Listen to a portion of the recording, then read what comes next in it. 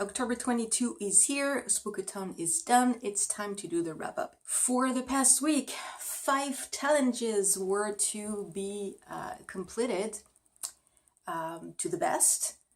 I can say proudly that I did 4 of them. Challenge number 1, reading a thriller. It happened with Telling Lies by Ella Dobbs, which is self-published in the author.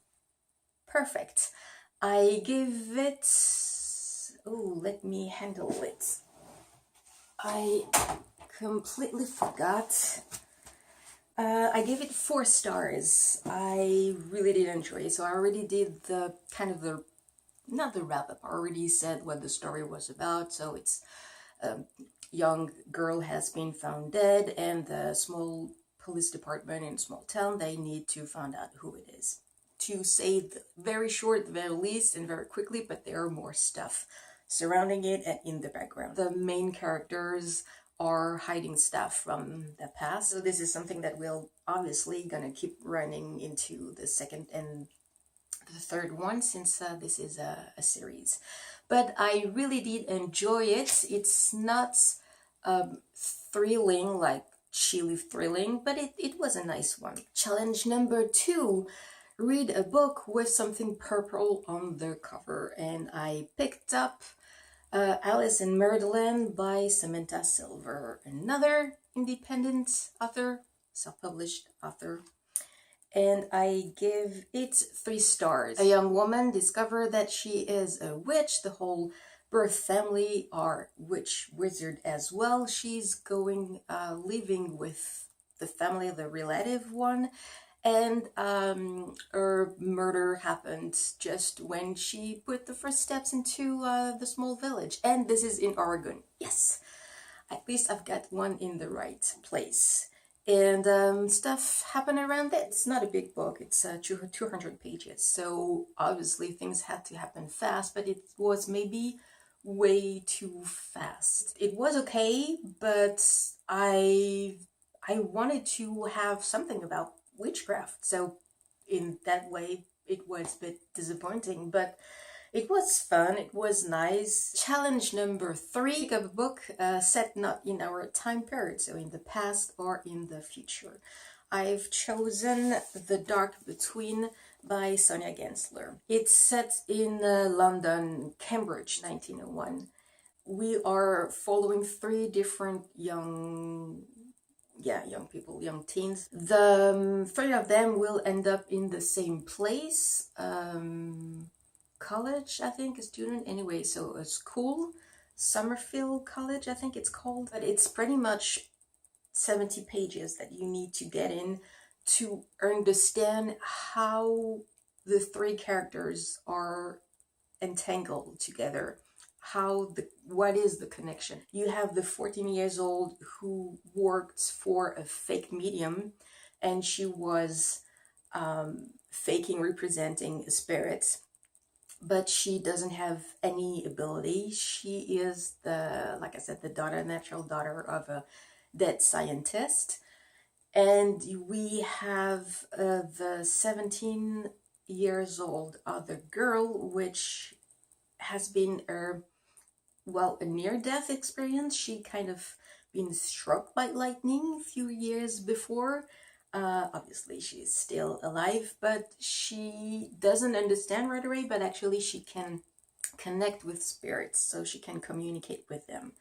And we have the boy, 17 years old, who actually is escaping his father, his family. We are really turning around the paranormal, the spirits, the ghosts.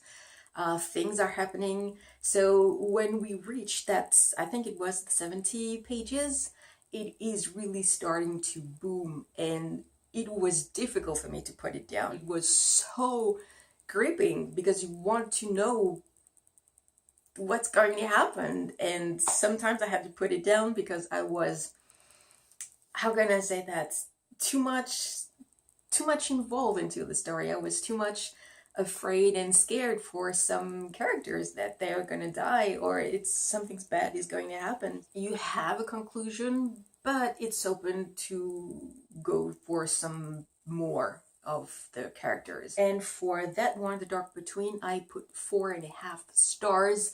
This is something to read. Challenge number 4, read a book with a spooky word in the title. And I picked up the last indie author, self-published author. It was The Gallery of the Dead by Mary Bowers. I gave it 4 stars. It took a little bit of time, and I think that one was around 33, almost 40 pages before you're really getting into it. It's a crew for a paranormal TV show, reality TV show. It's a new crew, and it's a new future gonna be TV show that they're gonna go into private houses, mansions, and they are starting in Florida, and to investigate it, if the houses, the mansions are haunted or not. They are in a bed and breakfast, which is not supposed to be haunted, or it's kind of a, you don't really know until the night of the shoot around midnight. They are preparing for it. Something big happened, and the story kind of switched from the paranormal thing. And it got interesting. I like the way that it was written. I like the pace. Tiny bit of spooky thing, but it's really not. I will explore the rest of the series since this is the 3rd one. So obviously I'm gonna go back with the 2nd and the 1st one eventually. But I really advise you to try it. Challenge number 5, and this is the one currently still open, if you want. Well, obviously SPOOKATHON is finished, but I am still reading Stalking Jack the Ripper by Carrie Maniscalco. I have 60 pages left. I am not gonna say anything for the moment just because it's not done. My opinions will be known with the October wrap-up, since it's gonna join the TBR for the rest of the month. This is everything that I read for the Spookathon. 4 books completed, plus half, you can say.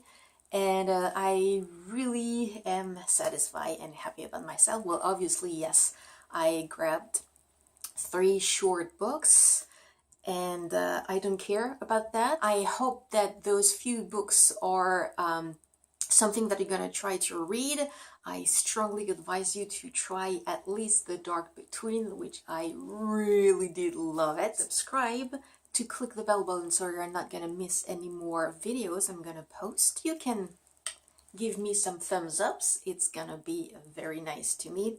Comment what you have read for the Spookathon, or what are you currently reading at the beginning of the fall, and I will see you next time.